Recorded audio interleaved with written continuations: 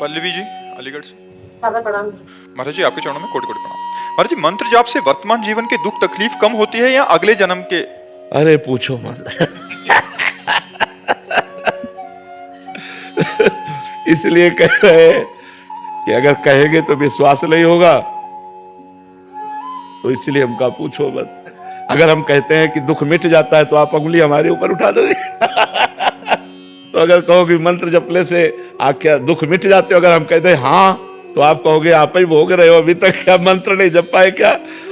बात यह है कि पूर्व जो प्रारब्ध निश्चित हो गया है उसे भोगना पड़ेगा। जिसे प्रारब्ध कहते हैं उसे भोगना पड़ता है। जो नया कर्म है और जो पुराने संचित कर्म है, ये दोनों नष्ट हो जाते हैं भजन से। प्रारब्ध नष्ट नहीं होता, प्रारब्ध भोगना पड़ता है। रामकृष्ण परमहंस जी के गले में कैंसर था, बड़े बड़े संतों के शरीर में पीड़ाएं देखी गई। अगर भजन से सब पीड़ा नष्ट हो जाती तो भजन करने वाले को किसी को पीड़ा ही ना मिलती। आप विचार करके देखो, जितने बड़े बड़े संत या कोई भी भगत है पीड़ा से युक्त पाया जाता है, क्योंकि उसके प्रारब्धों का नाश होता है।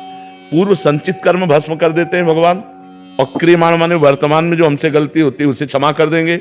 लेकिन जिस समय हमारा शरीर बनाया गया था, उस समय जो रखा गया है कि 20 वर्ष में तुम्हारा हाथ टूट जाएगा, 25 वर्ष में तुम्हारा सर फूटेगा, तुम्हें कैंसर, वो सब होगा, वो सब होगा, चाहे भजन करो या ना करो, उससे कोई फर्क नहीं पड़ता। तो ये बात हिम्मत करके, हाँ ये जरूर है कि भगवान थोड़ा सहने की सामर्थ्य दे देते हैं, सहने की सामर्थ्य देते हैं कि उसी को हम रो के काटें या उसी को हंस के काटें। तो जब हम भजन में चित्त जोड़ते हैं तो थोड़ा आनंद में जीवन होता है, लेकिन भोगना पड़ता है। अवश्य में वो भोक्तव्यम कृतम कर्म शुभाशुभम, भोगना पड़ता है। इसीलिए सबको भोगना पड़ता है। इसीलिए कहा जाता है डरो पाप कर्म मत करो, क्योंकि कर्म बन गया तो भोगना पड़ेगा। अभी मनुष्य जन्म है तो नाम जप करके, भगवान का आराधन करके, तीर्थ याटन करके, दूसरों की सेवा करके आप मिटा सकते हो।